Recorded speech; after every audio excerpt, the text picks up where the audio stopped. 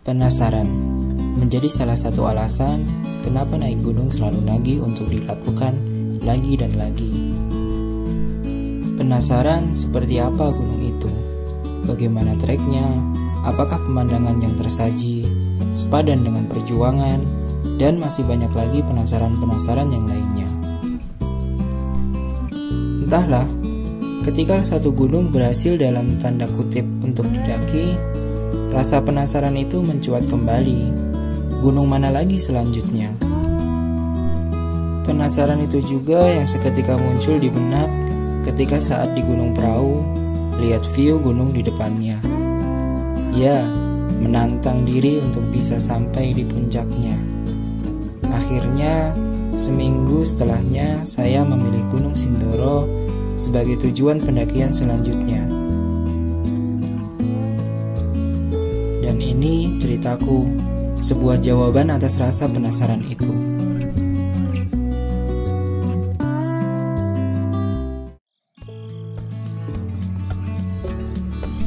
Sindoro, gunung yang cukup atau malah sangat terkenal di kalangan para pendaki Indonesia. Sering disebut Triple S-nya Jawa Tengah, bersamaan dengan Gunung Sumbing dan Gunung Slamet. Merupakan gunung tertinggi keempat di Jawa Tengah jika Gunung Lawu dihitung masuk Gunung Jawa Tengah. Terdapat 7 jalur pendakian resmi di Gunung Sindoro, salah satunya Via Kledung, Temanggung.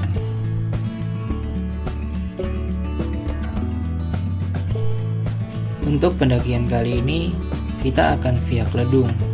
Ini pendakian pertama saya di Gunung Sindoro.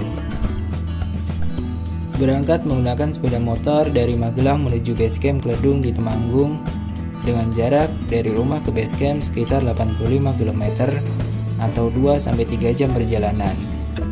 Via Magelang Kota, Temanggung Kota, arah Parakan, kemudian desa Kledung.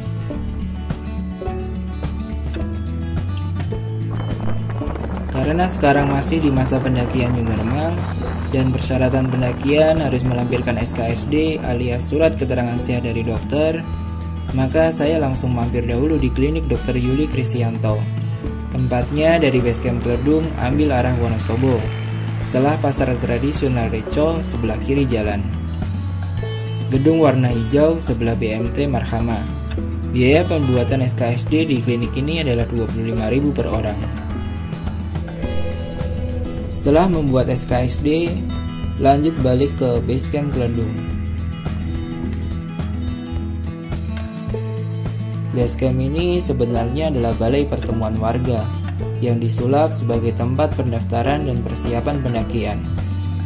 Fasilitas yang disediakan di basecamp cukup lengkap, seperti wifi, kamar mandi, tempat sholat, kafe, parkir yang luas, dan lainnya. Karena waktu sudah sore, kita langsung menuju loket pendaftaran. Tak lupa siapkan fotokopi KTP untuk anggota, KTP asli untuk ketua kelompok, SKSD, dan tentunya biaya simaksi. Biaya simaksi di Gunung Sindoro ini sama seperti gunung-gunung lain di Jawa Tengah, yaitu 25.000 per orang. Dengan rincian 15.000 biaya pendakian dan 10.000 untuk fasilitas basecamp. Setelah melakukan pendaftaran, seperti biasa kita akan mendapatkan list barang bawaan dan list anggota pendakian untuk diisi. Nah, yang membuat saya salut adalah di Gunung Sindoro via Kledung ini, untuk masalah sampah mereka sangat concern. Dan saya jadi berandai-andai, jika saja di semua gunung diterapkan sistem seperti ini. Niscaya di gunung sampah tidak akan menumpuk. Prosedur mengurus simaksi di Gunung Sindoro via Kledung ini bisa dikatakan lumayan ribet. Setelah list barang bawaan kita isi semua, kemudian list tersebut kita kasih ke bagian administrasi pendaftaran. Lanjut, setelah itu petugas basecamp akan mendatangi kita, mengecek satu persatu barang bawaan kita tanpa terkecuali, terutama barang yang berpotensi menghasilkan sampah, sampai-sampai permen dan rokok dihitung satu persatu. Selesai cross-check dan dinyatakan oke oleh petugas basecamp, kita langsung repacking. Jam 18.44, kita mulai pendakian. Oh iya, di Gunung Sindoro ini terkenal dengan ojeknya yang ekstrim. Kenapa saya bilang ekstrim? Mari kita lihat videonya. Biaya ojek di Gunung Sindoro via Kledung ini adalah 25.000 per orang. Nah, karena kita ingin menghemat waktu dan tenaga, kita memutuskan untuk naik ojek. Selain itu juga, ini menjawab rasa penasaranku terhadap sensasi naik ojek di Gunung Sindoro. Perlu diketahui juga, jasa ojek ini bisa mengantarkan kita dari base camp sampai pos 1,5. Namun, informasi terbaru yang saya dapat, jasa ojeknya sekarang hanya boleh sampai di gerbang pendakian alias batas hutan dan lahan pertanian. Hal ini guna menghindari kejadian yang tidak-tidak, menjaga lingkungan terhadap kerusakan jalur, serta dari suara bising kendaraan bermotor. Setuju-setuju saja, menurut saya memang lebih baik seperti itu. Jasa ojek ini sangat membantu bagi kalian para pendaki yang mengejar waktu dan ingin hemat tenaga. Jika kalian jalan kaki dari base camp ke pos 1, memerlukan waktu sekitar 45 menit sampai 1 jam perjalanan. Mengingat base camp yang berada di bawah, jadi pendakian benar-benar dimulai dari titik bawah. Sedangkan dengan ojek ini, kita bisa memangkas waktu menjadi 15 sampai 20 menit sampai pos 1,5. Kalau sekarang hanya sampai gerbang pendakian.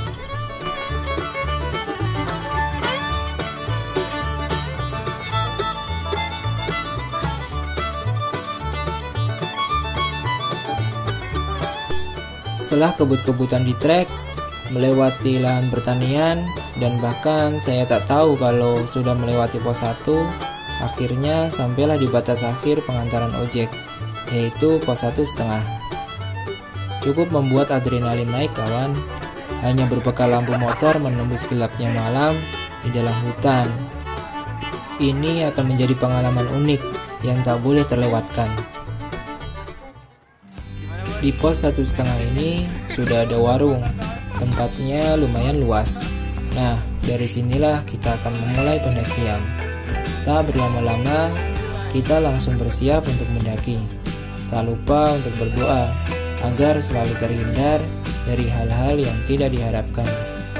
Di pendakian kali ini, saya ditemani oleh 3 kawan saya, 2 dari Magelang, 1 dari Tangerang. 2 kawan saya yaitu Siti Marifatul dan Mas Didi adalah kawan pendakian saya saat di Gunung Sumbing via Mangli Desember tahun lalu. Dan 1 lagi namanya Mas Aziz, seorang guide rafting di Kali Progo, Kabupaten Magelang. Mulai pendakian jam 19.00 kita memulai pendakian menuju pos 2. Jarak pos 1,5 ke pos 2 adalah kurang lebih 80 mdpl atau 45 menit perjalanan. Treknya langsung menanjak, namun masih relatif ringan. Vegetasi berupa semak dan pohon besar, namun tak terlalu rimbun.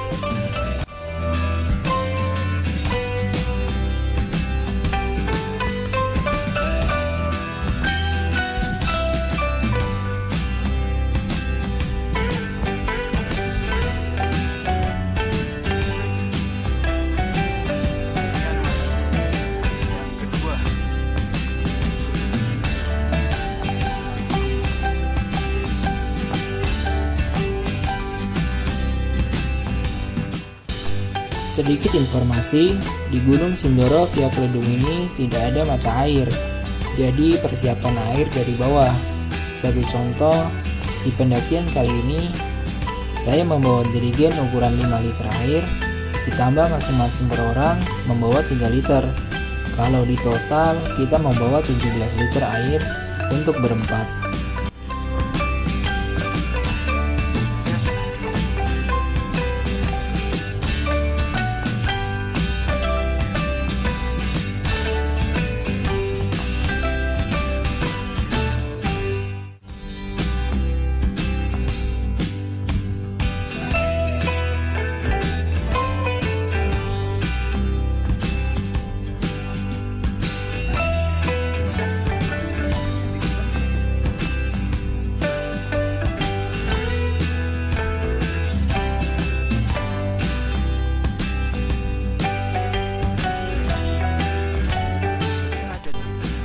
Sindoro via Kledung ini terkenal dengan treknya yang membuat mental ciut. Jangan berharap akan jumpa dengan trek landai. Pendakian bisa dibilang baru mulai. Namun, masih trek menuju pos 2. Setelah trek tanah yang menanjak, kita akan bertemu trek berbatu dan tentunya tetap menanjak.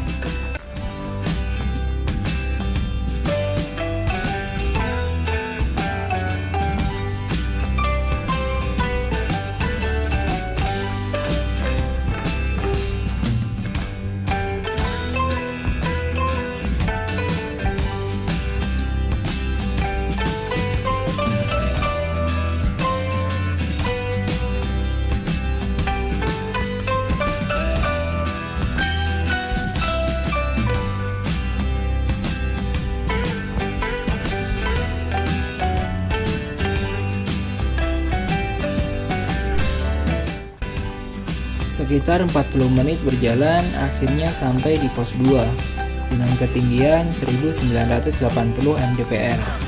Di pos 2 ini juga terdapat warung, namun hanya saat siang saja bukanya.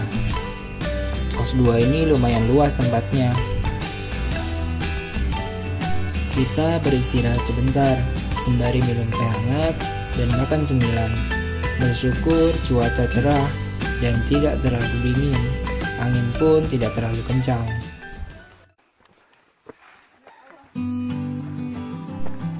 Tak berlama-lama, kita lanjut jalan menuju pos 3, salah satu camp area di Gunung Sindoro via Kledung. Jarak pos 2 ke pos 3 adalah kurang lebih 300 mdpl atau 2 jam perjalanan. Dan sekali lagi, treknya langsung menanjak. Sesekali trek kerikil, namun dominasi ke batu. Vegetasi masih didominasi semak dan pohon, sesekali terbuka.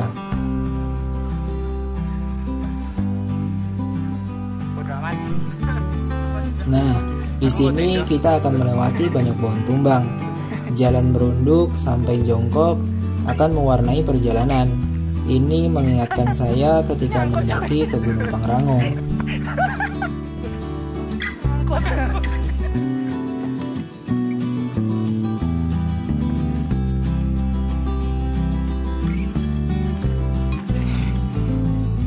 Berasa di Pangrango coy. Seriusan.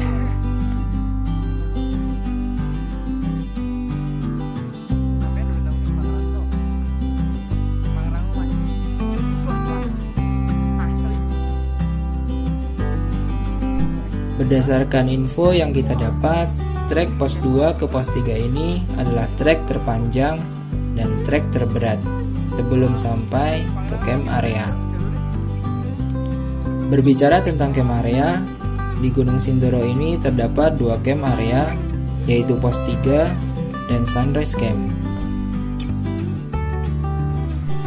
Di pendakian kali ini, kita berencana untuk camp di Sunrise Camp area, dengan catatan kalau tidak kemalaman di trek. Target maksimal jam 10 malam sampai di pos 3.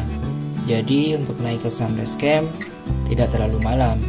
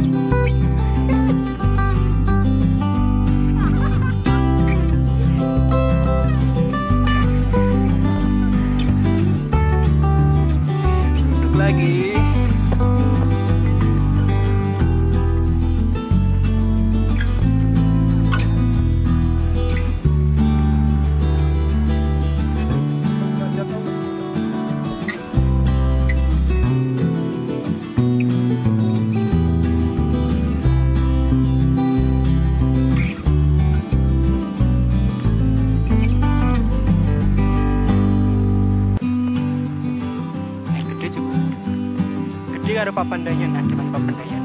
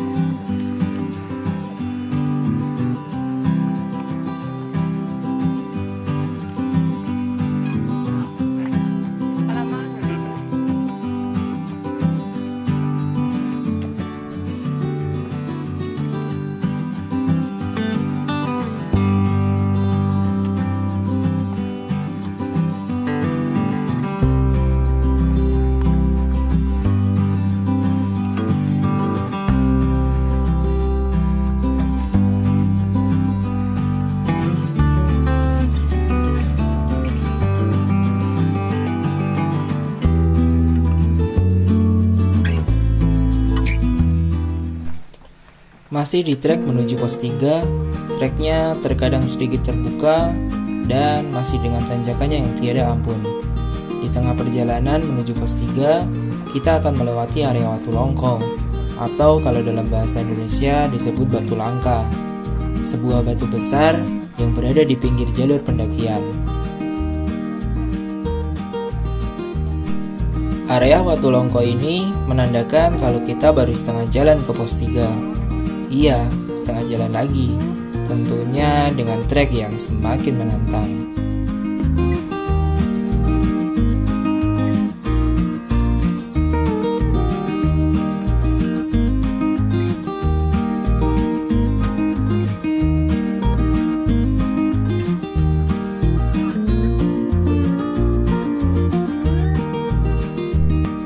Kita beristirahat lama karena mengejar target waktu, lanjut menuju pos 3.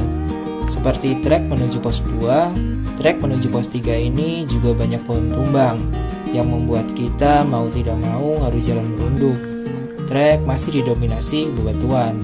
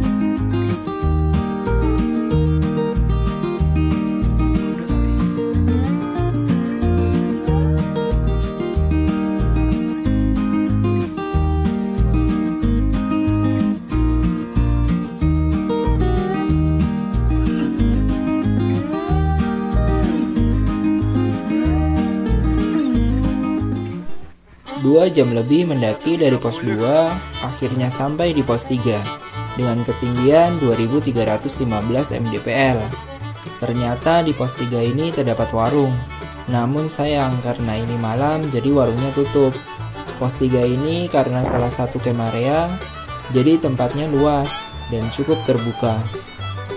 Kita istirahat sebentar untuk minum air hangat karena udara sudah lumayan dingin. Malam ini pendaki lumayan ramai, terlihat dari banyaknya tenda yang didirikan di pos 3 ini. Berharap di sunrise camp nanti tidak terlalu penuh. Lanjut jalan ke tujuan camp kita, yaitu sunrise camp area. Jarak pos 3 ke sunrise camp tidak terlalu jauh, sekitar 30 menit berjalan. Tapi mari kita lihat treknya. Awal trek kita akan lewat semak-semak. Nah, setelah itu terlihatlah trek aslinya dengan hiasan tali sebagai pegangan untuk mendaki. Kalau kita bandingkan dengan tanjakan setan di Gunung Gede via Cibodas, ini lebih menantang, lebih tinggi dengan kontur tanjakannya adalah tanah. Ternyata ini yang sering saya baca di blog-blog pendakian. Akhirnya sekarang bisa merasakan sendiri. Memang jaraknya pendek, namun butuh effort yang lebih untuk sampai di sunrise camp, apalagi dengan posisi menggendong carrier.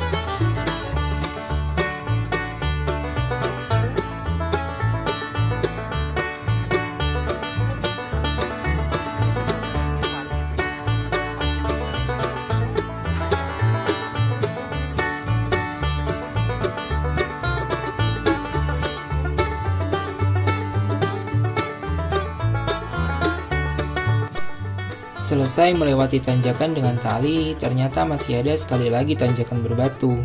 Namun tak se-ekstrim sebelumnya. Baru setelah itu kita sampai di sunrise camp area.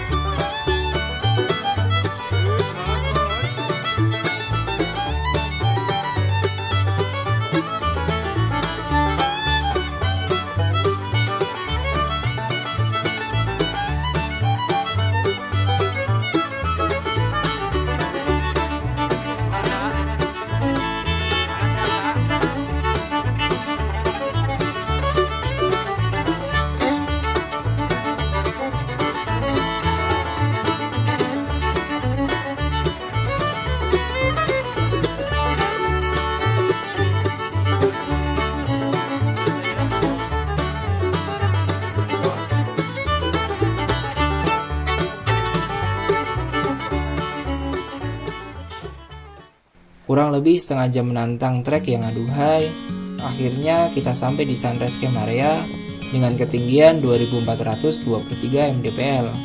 Dan ternyata cukup ramai untuk pendakian di hari kerja ini. Sedikit bingung memilih tempat untuk mendirikan tenda, karena tempat di bawah pepohonan sudah full, tersisa hanya di tengah area yang terbuka. Ya sudah, mau tidak mau kita mendirikan tenda di tengah area, dekat dengan jalur menuju ke puncak.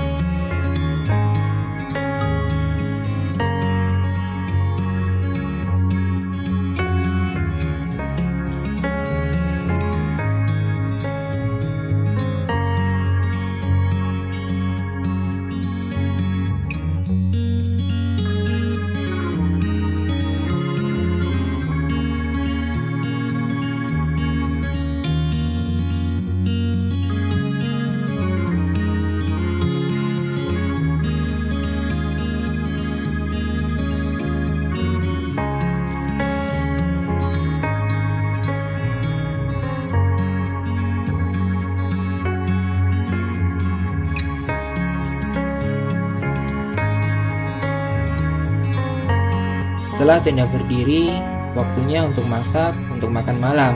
Setelah itu lanjut hunting foto dan langsung istirahat. Mengingat besok summit attack-nya harus pagi buta.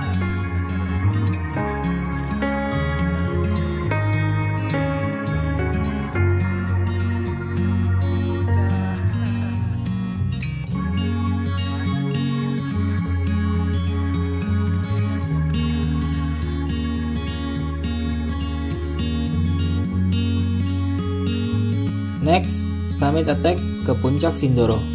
Jangan lupa subscribe, like, dan share-nya ya. Ditunggu video selanjutnya. Terima kasih. Salam.